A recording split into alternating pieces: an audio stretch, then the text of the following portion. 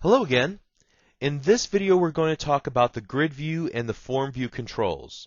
Now we've already talked a little bit about the basic features of the GridView, but we're going to expand on that quite a bit in this lesson.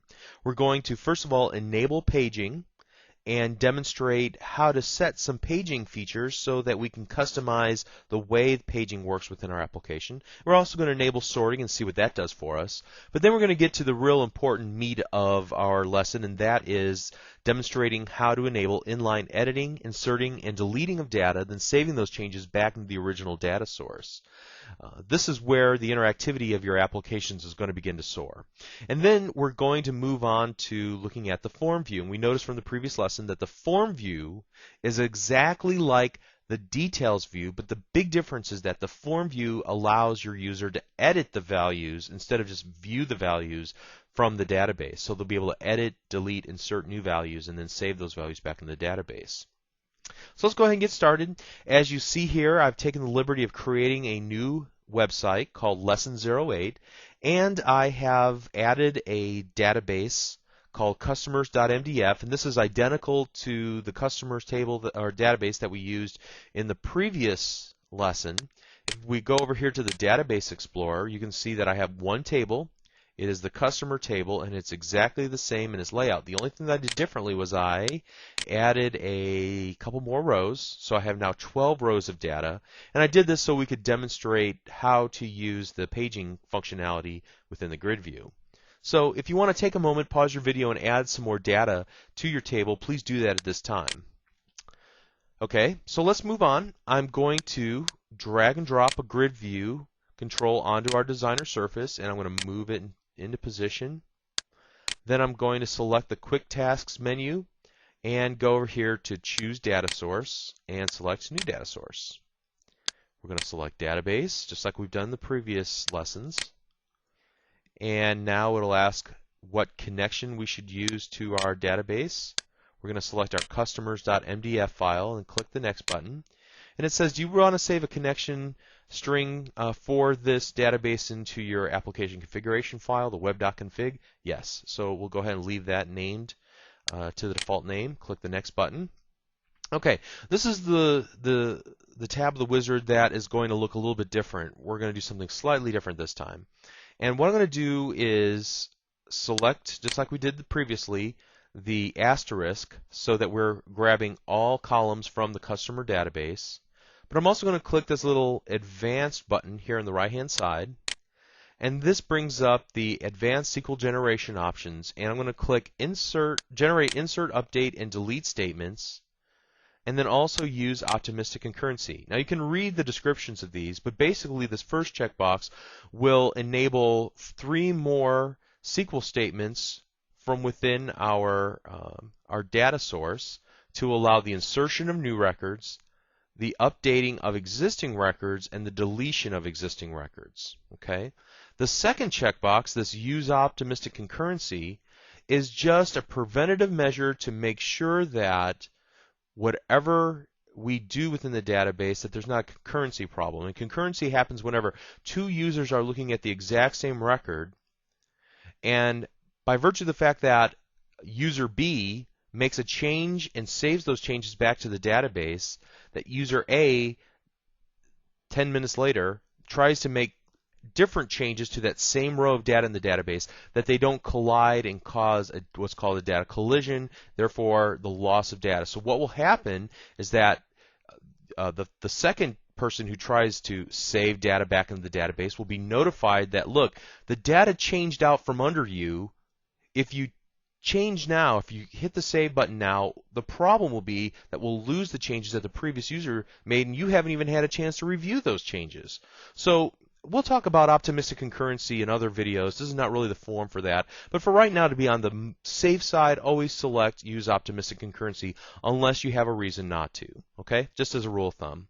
So we'll click our OK button, and we'll click our Next button back on the Configure Data Source wizard.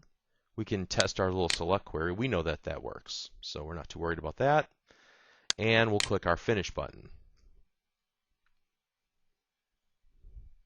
Okay, so let's do this. Now that we've set up our data source, let us enable paging And we'll do that by simply clicking the little checkbox, Enable Paging.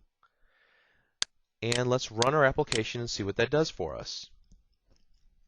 Yes, we want to add the ability to debug our application in the web.config file. So as usual, press OK to that. After a moment or so, we're going to see the data from our database displayed in our grid view, and this time we're going to get a little navigation bar at the bottom that allows us to navigate through the extra rows that are on page 2. So if you've ever used a search engine like MSN Search, for example, you will see that there's the ability to page results. You may get 20 results from the first page and 20 results from the second page and so on until you can view all the results if you want to look at millions of results. Okay, so that's all well and good, but what if we want to expand this number from 10 rows, which is the default, to 20 rows, or contract it to 5 rows? How can we do that? How can we also change what's displayed here? I can't go to the end or the beginning if I have a very long set of data, or a very big set of data rather. How can we modify those kinds of settings in the navigation bar at the bottom? Well, with the grid view, there are a number of options here at the very bottom called paging. So you have this little paging section in our properties window, and you can see that allow paging has already been set to true. And the page size will allow us to change from 10 rows displayed at one time to just 5 rows, or whatever value that we feel is necessary. You see that reflected here in our preview. And then also there's this drill down pager settings option within the properties window. Let's go ahead and expand this up a little bit so we can see a little bit more. And what this allows us to do is replace the text that we would commonly use to use like the arrow button, like there's an arrow pointing left typically in order to go to the previous page, and then there's an arrow pointing to the right to go to the next page. And then we could also enable the going to the first page or the last page by using double arrows by default to the right, or I'm sorry, to the left, and then double arrows to go to the right. We can change all that by changing the first page text. So you see arrow arrow, or the last page text, arrow, arrow, off to the right. And the same would be true for the next page, just single arrow to the left, armature to the right, and a previous page with a single arrow to the left. Now we can change that by using different HTML encoded strings that represent arrows, or whatever the case might be. We might want to use ellipses or some other character. We might even say next or previous. So we could actually do that here. So let's just do this instead, previous and next. Now how do we get those to actually display on screen?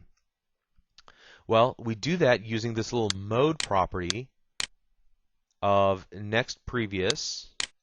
Okay, so let's go ahead and save this and then run it. And notice now that I get a next and previous button instead of my numeric buttons because I changed the mode. Okay, and I can change it once again to be next, previous, first, last, next or last, previous or first. Okay, so next, next, and you get the idea. Okay, so we have a lot of options as far as that's concerned. Let's go ahead and just leave those for right now and save what we have. And like I said before, if you don't want to use text in order to enable these little links, you can use images. And we can click the little ellipsis and choose some type of resource that's available on our computer. Okay, so now let's move on to talk about sorting. And sorting is enabled very easily by checking the little sorting box that's next to the enable paging box, just below it. And that's all I need to do. Now let's go ahead and save what we have here and click the Start Debugging button. And notice now that the titles that I had at the very top have been changed to be hyperlinks. And so by clicking on a hyperlink, for example, if I want to sort all of the records in my data in my record set by last name, all I need to do is click on it once, and you'll notice all the B's appear first, B, F, and then so on. And if I click it a second time, notice that it sorts in descending order. So the first click is ascending, the second click is descending, and I can do that on all my rows. Ascending from 3,500 to 10,000, or from 10,000 to 3,500. Okay? Let's go ahead and shut that down because Sorting used to be something that, again, took several lines of code in previous versions of ASP.NET. It took several lines of code previously to enable paging as well, but now all that is taken care of automatically for us by ASP.NET 2.0, and it's a beautiful thing. Now, something else let's do before we get into some of the cooler functionality here is to edit the columns, because I may want to add or remove columns that are displayed here. And I might want to change the way that those columns are displayed. For example, the titles, I may want to give a different name to customer ID or remove that column altogether. Okay, and how would I go about doing that? Well, let's go ahead and select Edit Columns. And at the very top, you can see here are all the available fields. At the bottom, here are the fields that are currently selected and used within my little grid view. Okay? So if I wanted to remove a field, all I would need to do is select it and click the X button. I can move some fields higher than others, so I can change the order in which the fields are represented.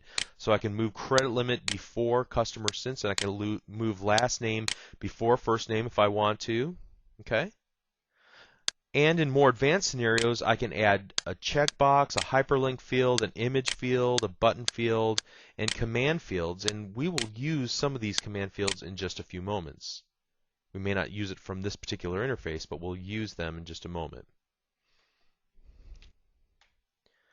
Now, let's say, for example, that I want to change the title of the last name field, because this is pulled directly from the database definition, but we want something that's a little bit more aesthetically pleasing, so we may want to put a space in between last and name. So I could go here to the header text property of my selected field, put my mouse cursor between last and name, and add a space. I could name it something completely different if I wanted to. Okay. And I was just considering showing you some more advanced stuff like combining the first and last name together. I'm not going to do that for right now, but I will just go ahead and change some of these. And I'll just, for example, get rid of the word limit and customer since. Okay, so now this should look dramatically different, as you can see here. Okay. Okay, let's move on now to enable some of the cooler functionality within the grid view that I've been promising. And all I'm going to do is select Enable Editing. And notice now that I get a new column over to the left-hand side which says Edit. So by clicking this, it's going to allow us to edit that current row of data. So let's go ahead and try this out and see if we have everything we need to make this work.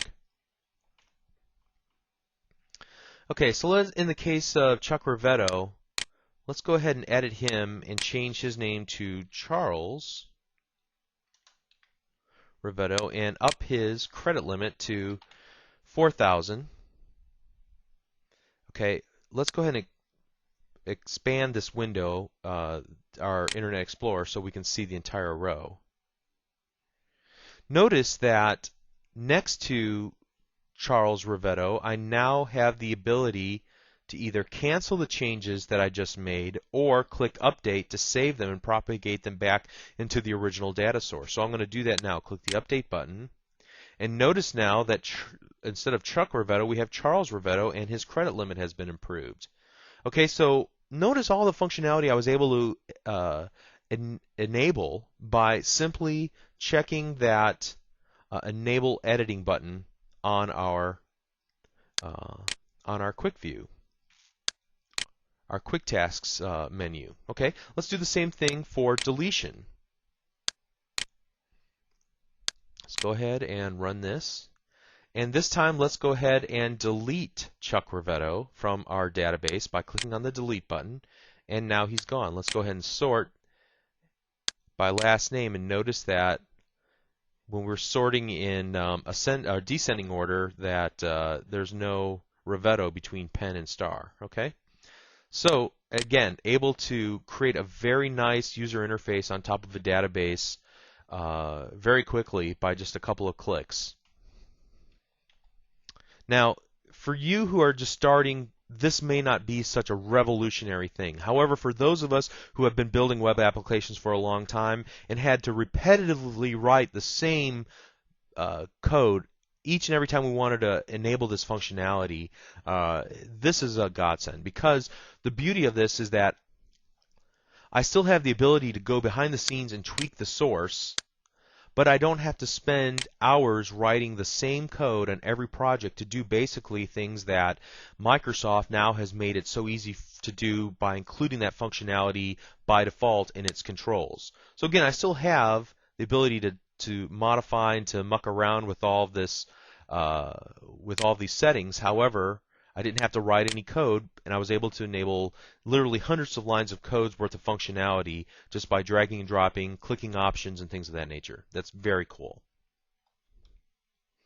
Okay, so next let us add another page to our website. We'll leave it default too. That'll be just fine. We'll go to the design view, and this time I want to drag and drop a form view onto my design surface. Okay, it says right-click to choose the Edit Templates task or Edit Template Content. The item template is required. Okay, let's not worry about that just at the moment. Let's go ahead and select New Data Source, Database. Okay, we're going to choose from our existing connection string. Next. Here we will select all, click Advanced, Generate, Insert, Update, Delete Statements, use optimistic concurrency. Okay, great. Let's hit the next button. We can test the query. I'm going to avoid that for right now. Just click the Finish button. Okay, so now you can see that that little statement that we had before, that little gray box that appeared, has gone away now that we've configured this with some real data and some real fields and things of that nature. Notice that by default, Edit, Delete, and New have been added to our little view. This looks much like the data list that we used, the details view that we used in the previous lesson, but this time there's some extra functionality with the editing, deleting, and new functionality. We can also click Auto Format and find something that's a little more attractive for our particular tastes. We'll go ahead and click Classic, Apply. We can also click Edit Templates to change the way that the data is represented. So notice that there's a bunch of different templates. I have an item template, which is kind of used in the view only mode, like we'll be in by default. While we're editing, we can change the look of the template and remove the text boxes which are generated by default, and we can change them up by using maybe drop-down list boxes or specialized controls that we write to only accept dates or whatever the case might be. But this is a little bit advanced, so I just wanted to show you that it exists, that we can change the look and the feel of every state of this control by modifying its template. So for example, let's go to edit mode, and I'm going to change the font here just so you can see that. So I'm selecting some text here, and I'm going to change the font from Times New Roman to Arial, and we'll make it bold. Okay, and we can do the same for the label control itself. We'll change that from Arial to Arial and make it bold as well. And then I'm going to save these changes and then come back out and end template editing. Okay, so this changed back to the view. The blue is gone. All of the changes I made to customer ID. Again, this is because this is the default template for the view only mode. Once I click the edit button, we'll be able to see the changes that I made because it'll be in the edit state. And we can do the same for the new state and for the headers and the footers and everything that else. So very cool. We're also going to enable paging for this, just like we did in the previous lesson with our details view. And I think that's all we really need to do right now. So let's go ahead and get rid of that and save. I'm going to right click and select Set a Start Page, and we're going to run our application. Okay, so you can see here that we have the ability to move through each of the rows within our database, and let's go back to, let's find Robert Penn. Let's change him. Let's click the edit button to move it from Robert to Bob, and we'll change his credit limit as well. Okay, notice now that I'm in edit mode that the font changes that I made, the aesthetic changes, customer ID equals 8, are now represented on screen. Okay, and notice that without having to do anything special, that all of my values here are represented with text boxes. And I explained again in the previous, just a moment ago, whenever we were editing this template, we could change these controls. So we could change it, the entire layout of this details area, and to our heart's desire, make the background white or black or whatever the case might be, the fonts, different colors, use different controls. Whatever we want to do, we can do that while we're editing. And so I'm going to change this to Bob Penn and change him to a $1,000 credit limit, and then click Update. And now notice that Bob Penn $1,000 credit limit. Okay. We can also create new rows. So I'm going to click New, and we'll put in here Grant, last name Tabor, customer since 1/3/2005, and credit limit $50. And we'll click the Insert button here at the bottom. And now if we go all the way to the very end, we have Grant Tabor.